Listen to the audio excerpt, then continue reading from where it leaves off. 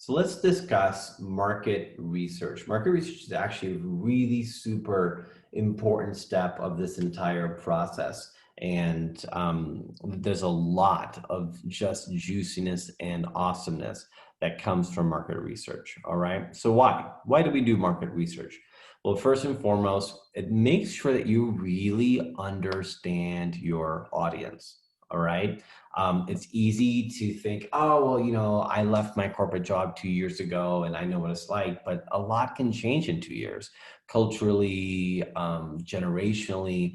And so it's like, okay, well, let me just go back and make sure that's still what I think it is, right? Or you can be like, oh, I'm a musician, but the journey of other musicians might be different than yours, and it might be surprising, right? Or you can be like, oh, well, when I went through this trauma, this worked for me. And it's like, well, certain words might actually be triggering for people in your audience in a way that you want to avoid them. And so really what you want to be able to do is know what words they use and what words they don't use. And so, for example, when I was doing my fatherhood program, what I learned by doing market research that I didn't know before is that father is a term that makes dads think of their dads.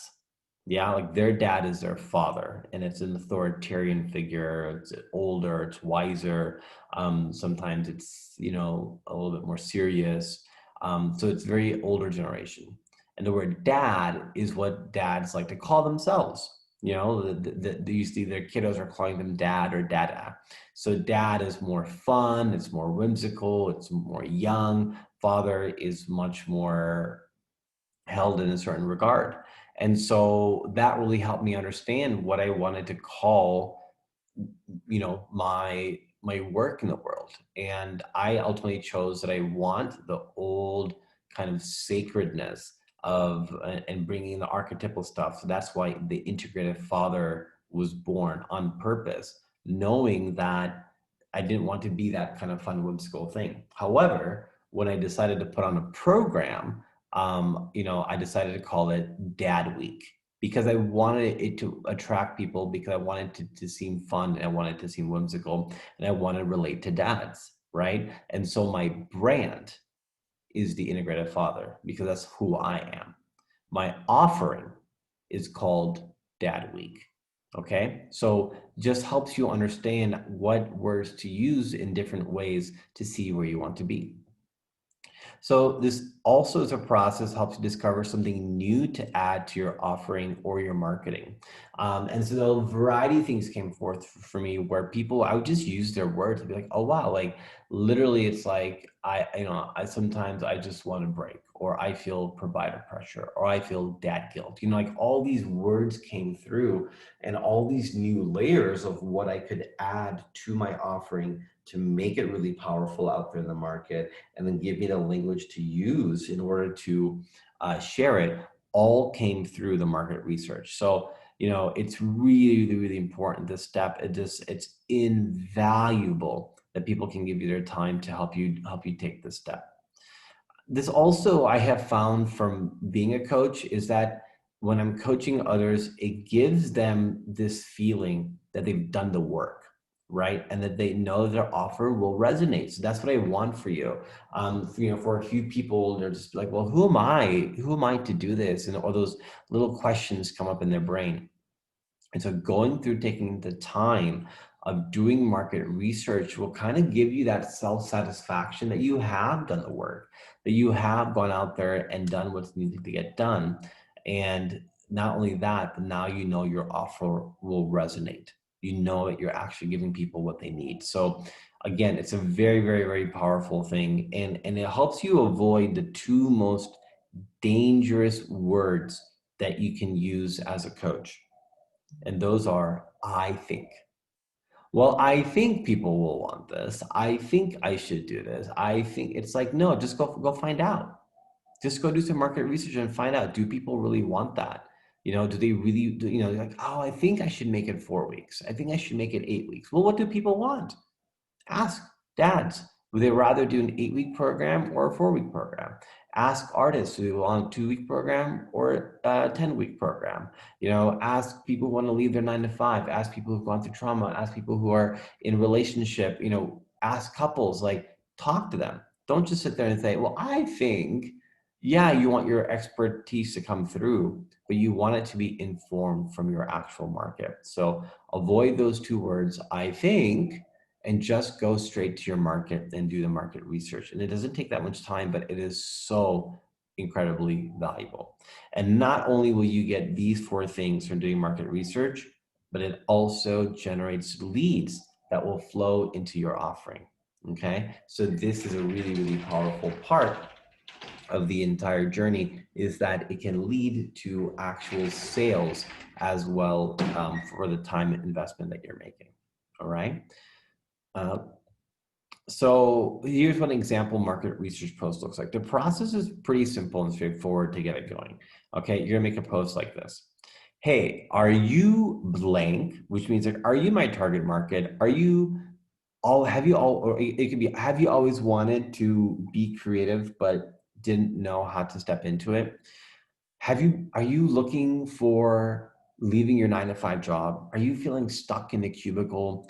Are you having relationship issues?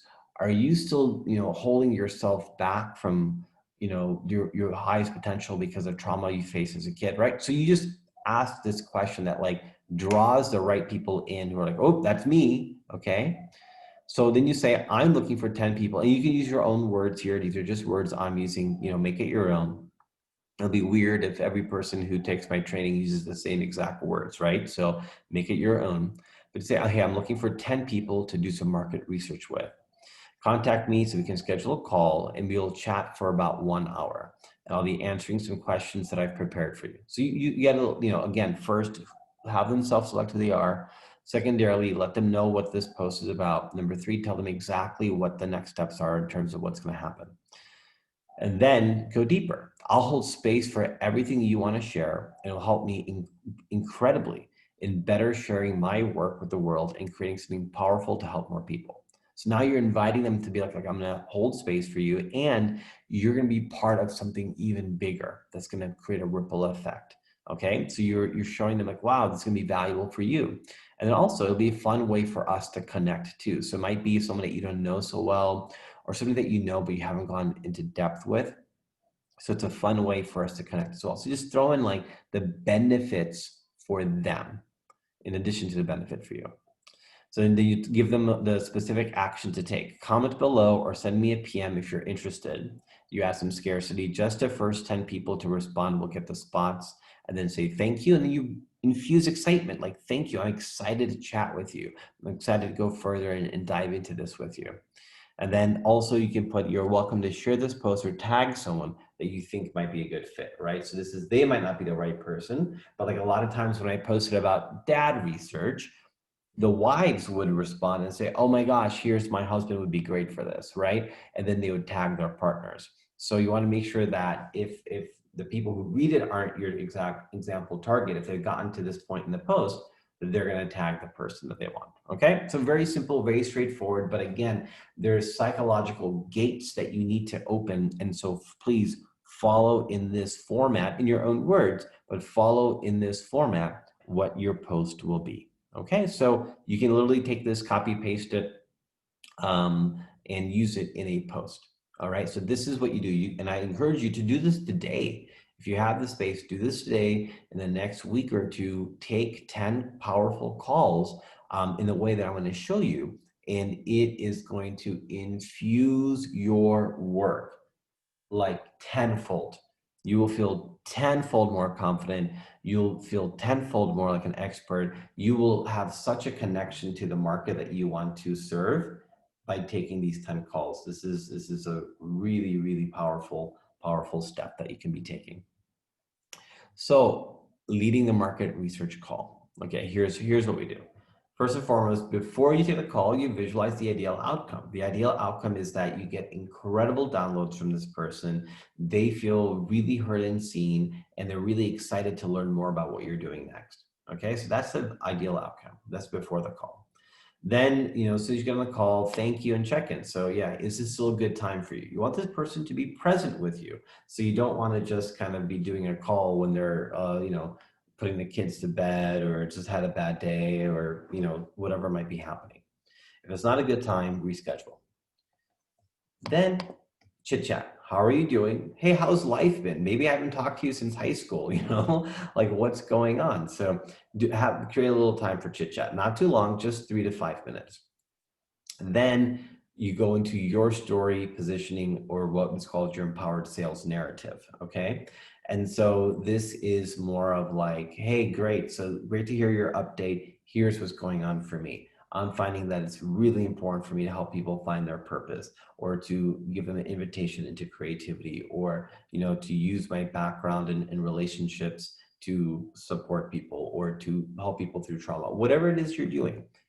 You tell them like, this is now my journey, this is what I'm doing with my life, and that's why this is so important.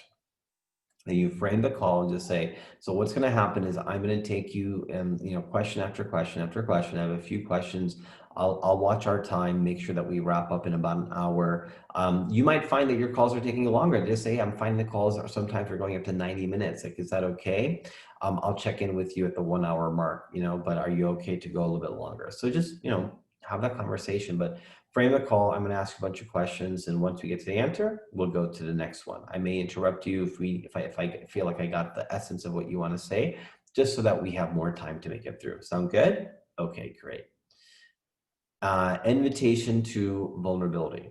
Okay, so you'll notice the first 5 steps, they look familiar, right? Same thing we do on the sales journey. You do that every time. Every time you're making a touch point with a lead, which in this case your market research call is.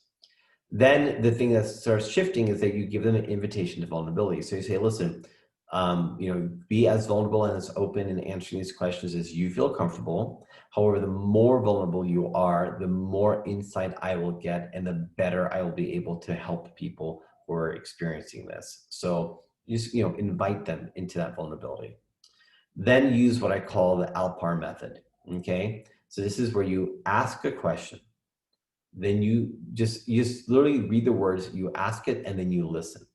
Really actively listen. Then as soon as they're done speaking, you don't go ask the next question. You pause. Just be in that silence.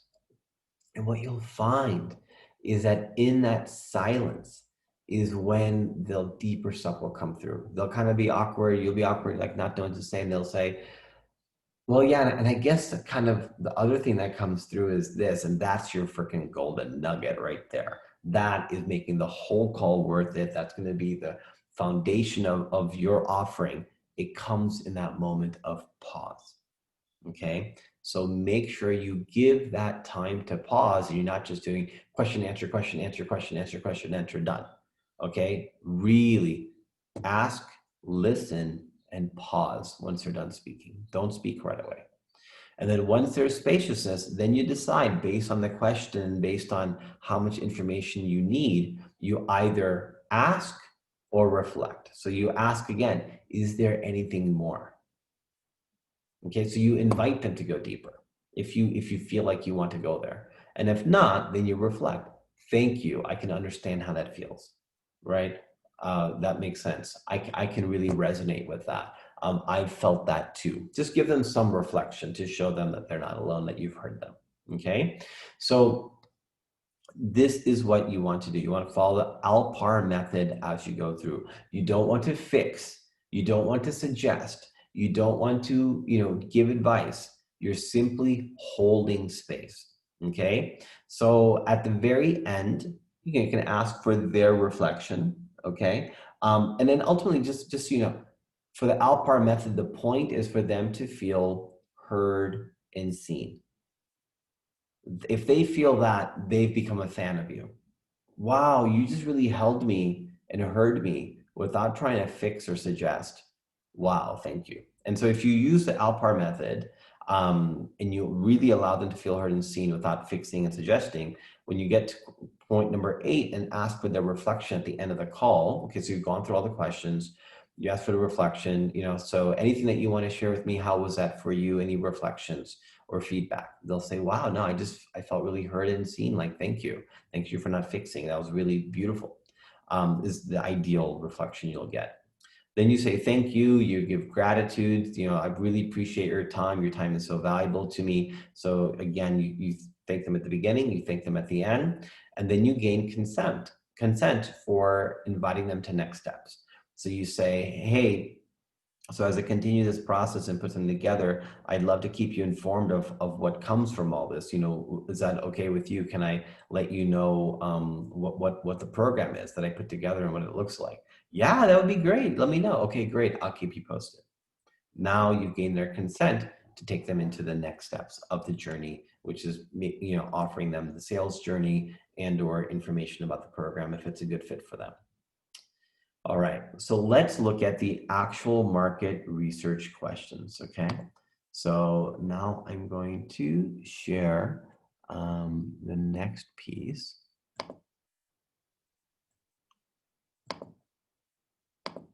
All right, and I have this handy worksheet that's already been created for you. You'll all get access to this, okay? And then what happens is you just come in here and you start entering all the details, one after the other. So, and then you can go back and you can start looking at all the data, okay? So let's go through the questions. Always, a few questions at the beginning. You can adjust any of these for your offering. What's your first name and your last name, your age, okay? So some of this information will be really important. When I talk to dads who are in their 20s versus in their 40s, it kind of gave me something different. It helped me understand, do I want to target younger dads or older dads? Country, okay? So culturally, things in the Netherlands are different than things in the US, different than things in Southeast Asia. So helping them understand where they're based might give you a better sense of where to go deeper. What is their profession? So they might want to ask them like what they do right now. Okay. Again, you may not want to ask this at all, but it may be relevant. So I'm putting it in here. So all of these you can adjust as you need. They're just kind of basic demographic questions. And then, so for me, for example, I added, how long have you been married? How many kids do you have? Right? Because I was talking to dads. I wanted to know, how long have you been married? And how many kids do you have? What are their ages? Okay. That helped me get more demographic information. So these are just 3 examples that you can use, and they might shift for you. Feel free to add as you need. Then you start off with this question. Okay, tell me what you're currently experiencing or what you currently know and understand about blank. Okay, so for example, you might say, so tell me what your current relationship to creativity is like.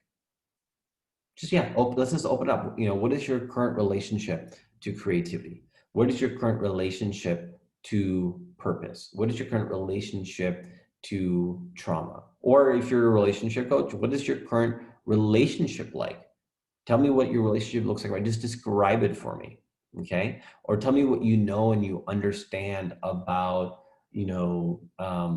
trauma release, right? So whatever it might be, or trauma healing.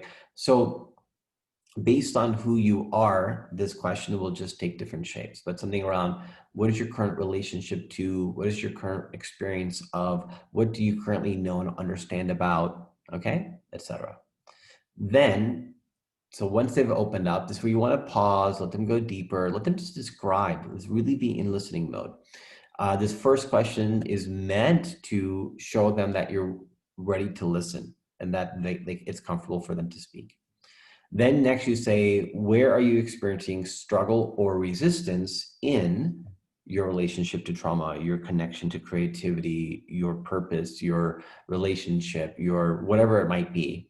Where are you experiencing struggle or resistance in that? Okay, so once you've already heard them describe, you've paused, you've asked to go deeper, or you've reflected, that's going to get them really open in the next question to begin talking about their struggle or their resistance. Then you begin to talk about how much is that consuming your life, right? So just really show them like how much is that struggle or resistance in relation to the thing that you're talking about consuming their life. This is going to be a really juicy question. And then this is kind of, again, the heaven and the hell, right? So you've done the hell, you go into the heaven, and you say, okay, perfect. In a perfect world, how would these struggles be addressed? How would that pain or discomfort be solved? Okay, so now you're trying to get them to talk about how they would be overcoming that. A deeper question is how, if you could wave a magic wand and have blank turn out your most ideal way, what would that look like? Okay, so this is preparing you for the sales journey so that you're getting a way to, inform what you might be doing on your sales journeys. Whether you do it with this person or not, it's going to give you a better sense of how you might want to run your own call. So say if you could wave a magic wand and have, being connected to your purpose turn out the most ideal way, or being connected to your creativity turn out your most ideal way, or have your relationship turn out your most ideal way, or whatever. What would that look like? Visual, audio, kinesthetic. What are you hearing? What are you seeing? What are you feeling? Okay, so it's just a deeper question. Some of these questions repeat on each other because we want to get different angles on the same thing. Once you start doing the first 4 or 5 calls, then you might skip a question. You might go directly to one question, then go back to another. You might reorder these. So feel free to always be adjusting and updating. The next call is, what do you think is preventing you from getting to where you want to be? This is such a golden question. You will learn so much from people about this, and this will actually be a huge piece in your product outline, the steps you take, the journey, what it looks like is this piece, because you'll say, okay, these are the 3 common barriers people have. These are the three main pillars of my journey I'm going to take people on. So this is really powerful. Then you say, then I love this one. When was the last time that you felt blank? What was happening at that time? See, it's a bit like a yo-yo, like heaven, hell, heaven, hell. So you can say, what was the last time you felt full of magic? Or when was the last time that you felt like you loved being a dad? Or what was the last time that you felt fully on purpose? When was the last time you felt creative? When was the last time you felt connected to your partner? When was the last time you didn't feel that trauma was holding you back? Okay. And what was happening at that time? So, so you want to do that. And then, when people say, well, you can wave a magic wand, just go to that a little bit more and have turning something out the ideal way, in that perfect world. People respond to that, be like, wow, okay, I would feel connected to my kids. I'd be hanging out with them, not because I feel guilty, but because it was actually really fun. I would feel like I could step away and it would be okay.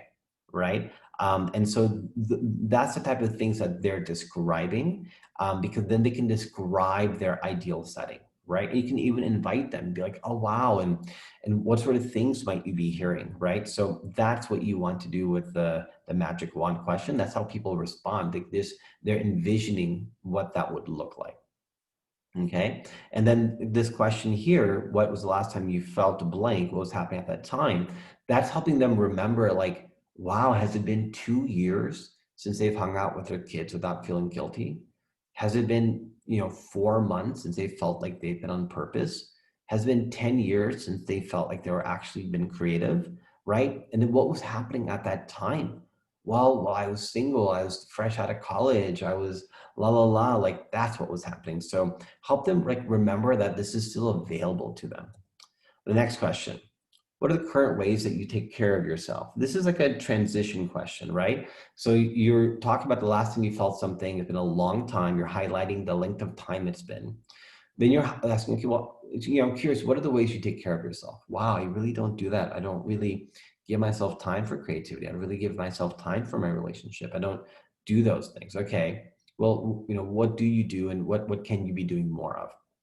And that transitions into, what investments have you made to learn about blank around creativity, purpose, relationship, trauma, whatever it is.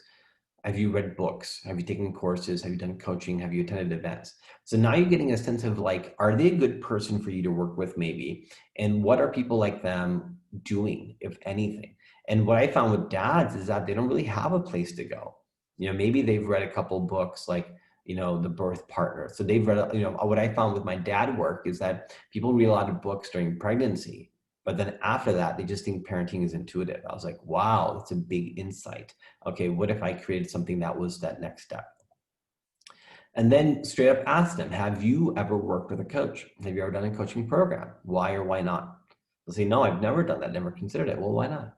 Oh, well, I just thought it would be, too woo-woo. Ah, okay, good. So if I want to talk to this group of people, I should make sure that my languaging is not too woo, that's really grounded. Oh, great. Why else not? Oh, I thought it'd be too expensive. Ah, okay. Well, what feels like it would be expensive for you, right? So now you're getting the exact objections that you need to handle later. You're getting them fed to you early on. Next is, if you did take a blank program, a program on creativity, purpose, relationship, whatever, what content would you like to see covered? What feels most interesting and relevant to you? What outcomes would you want to know you would get? This, folks, is the most amazing part because it literally gives you the outcomes of your program. You can build your entire program around these specific outcomes. They're literally telling you what they want, and you match that with what you're able to give. Now you have your program. And you don't waste your time doing all this other stuff that you think people might want. You're literally getting it from their mouth. What would blow your mind? I love this question. I love this question because then it helps me level set where I am in terms of being able to give something. So if people are like, wow, my mind would be blown if I could figure out a way to create more time. I was like, oh, I have tools that will help dads create more time, So I'm going to put that into my marketing. I can really literally help you create a system to create more time in your life. And then if I know that's going to blow dad's minds, I know it's going to sell, right? And I also feel that much more confident in myself because I'm like, oh yeah, I can absolutely blow the minds of dads all over. This coaching program is going to be amazing, right? And so in the same way, I'm sure, if you're like, well, at the end of this pop coaching thing, I would love to have like my entire product, my pricing, and know how to sell and have everything done. Be like, great, let's do that. Like I can do that. So find out what would blow their minds and if you can do that. And then what would be the ideal length of that course? So literally ask them, would you want to do this in a compressed timeline of 4 weeks? Would you want to do it spaciously over 3 months, right? And so some people, they want results now. Some people, they want to not feel overwhelmed. So find out more of your market, like what's good for them. And then this is a fun thing, but this is where you can do your market research on your title. Again, we worked on some titles together, but only your market really knows your title. And the more market research you do, you can do this at any point. Even if you're an established coach right now, you can do this market research and it might give you a better title, right? That's going to be more resonant, that something has changed again in the market generationally, culturally, that a new title is better off. So then you say, well, what do you think of the title blank? What comes up for you when you hear that? So that's really good question, because if I say the integrated father, people say, oh, well, this comes up for me. Is that what I want people to think of? Because something different will come up for me, right? Or if I say the Great Dad Challenge, they're like, oh, that sounds like the Great British Bake Off. And I'm like, oh, that's not what I wanted to come across as, right? So that's what you try out a few different titles of your program and see what comes up, and then get whatever suggestions they have. So like, well, what would you want to call it? Well, I really love something about, the connected father. That feels really good to me because I think connection is really important. I'm like, oh, okay, great. Then maybe that's part of your subtitle. Okay. So you're asking them for all of this stuff. And then pretty much our journey comes to a conclusion. And then this is a golden question.